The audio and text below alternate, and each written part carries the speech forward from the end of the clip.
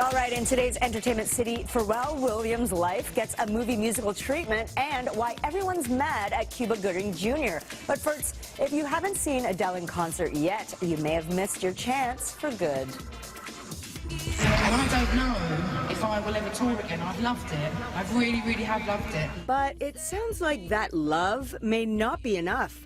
Even though Adele has no problem selling out stadium arenas for months on end, she told concertgoers in New Zealand that this tour may be her last. The singer says she's not good at touring and that applause makes her feel, quote, a bit vulnerable. Some reports say crippling stage fright is part of the reason Adele wants to pull the plug on touring. She has previously spoken about having anxiety attacks and panicking constantly that she won't deliver on stage. And I'm just not sure if touring is my bag, I'm not going to lie. The singer did call her current massive 15-month tour the greatest accomplishment of her career. By the time it concludes this summer in London, she'll have done 123 shows in just over 1 year. Yeah, that is grueling, but the idea that we might never get another chance to see Adele on tour, that's devastating.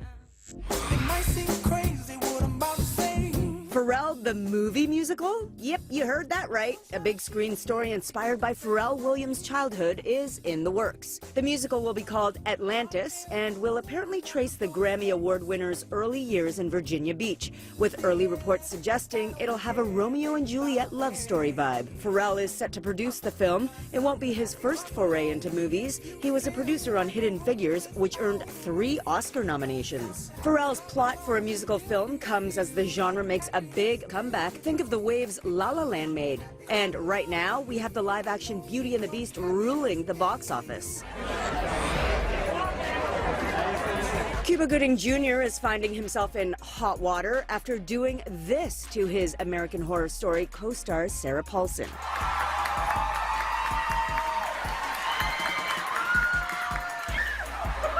Now, if you missed it, yes, the actor lifted up an unsuspecting Paulson's skirt on stage as she greeted fellow co-star Kathy Bates during a panel discussion about their show. While Paulson appeared to take it in stride, publicly at least, fans were not impressed and shared their outrage on Twitter, with many calling him disrespectful and demanding he apologize to Paulson.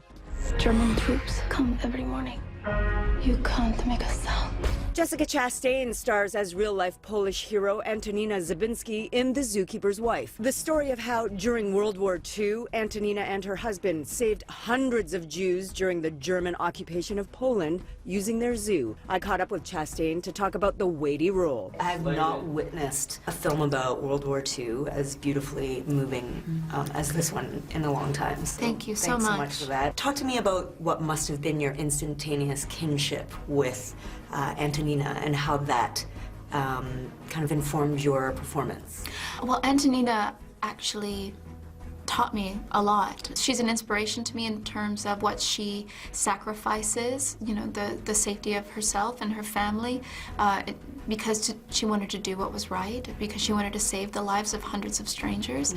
And I think that's a really important beacon of light to think about every day. No one knows how hard it is. You can never tell who your enemies are. Be sure to tune in Friday to hear more from Jessica Chastain about playing The Zookeeper's Wife.